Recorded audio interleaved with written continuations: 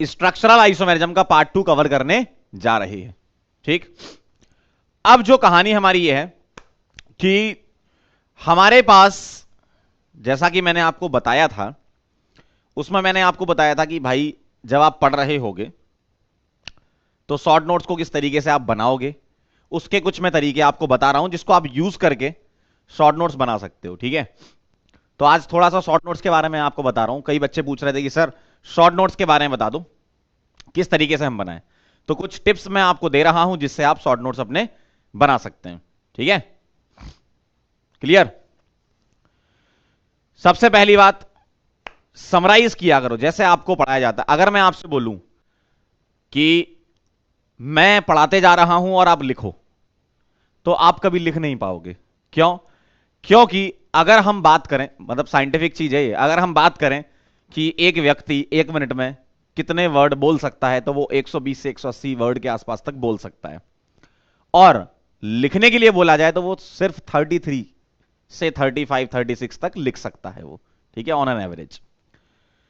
तो अगर मैं जो बोल रहा हूं वो आप लिखना चालू करोगे तो पूरा नहीं लिख पाओगे, फिर आप सोचते हो यार छूट गया छूट गया छूट गया, है ना। इसलिए मैं आपको थोड़ा सा साइड में हट के टाइम भी देता हूं कि नोट कर लो, क्योंकि आपको नोट करने में टाइम लगेगा और वो हमें देना होगा, है ना। तभी तो आप नोट्स बना पाओगे। लेकिन जब तुम लिख रहे हो तो ऐसा नहीं है कि हर एक चीज हर एक इंस्टेंट लिखा जाए, हर चीज नहीं लिखनी होती है। उसी के लिए पहला पॉइंट है कि आप समराइज करके लिखा करो। जो भी चीज आप लिख रहे हो आप उतना लिखो जितना में आपको समझ में आ रहा है कि हाँ यार ये चीजें इंपॉर्टेंट हैं। की पॉइंट्स आप उसमें नोट कर लो, या मैं कभी बोलता हूं कि ये बहुत इंपॉर्टेंट चीज है तो उस पर फोकस करो, ध्यान से सुनो, तब जाके समराइज फॉर्म में आप लिख पाओगे, है ना। सेकंड पॉइंट है माइंड मैपिंग। हर एक चीज आप रिटर्न फॉर्म में लिखो ये जरूरी नहीं है, और रिटर्न में लिखी हुई बुकिश लैंग्वेज कभी भी आपको बहुत लंबे समय तक याद नहीं होती है। तो आप उसमें माइंड मैप बना सकते हो, ब्लॉक बना के ऐसे एरो एरो लगा के निकाल सकते हो, अच्छा इसमें ये होता है, इसमें ये होता है, इसमें ये होता है ना।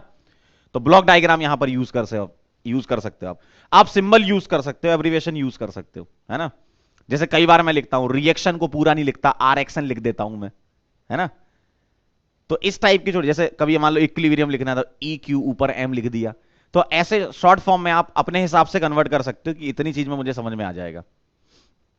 ठीक है ना, तो शॉर्ट फॉर्म यूज किया करो आप। क्लियर? क्लियर है? तो ये चीजें हैं जो आपके शॉर्ट नोट्स बनाने में मदद करेंगी। ठीक है।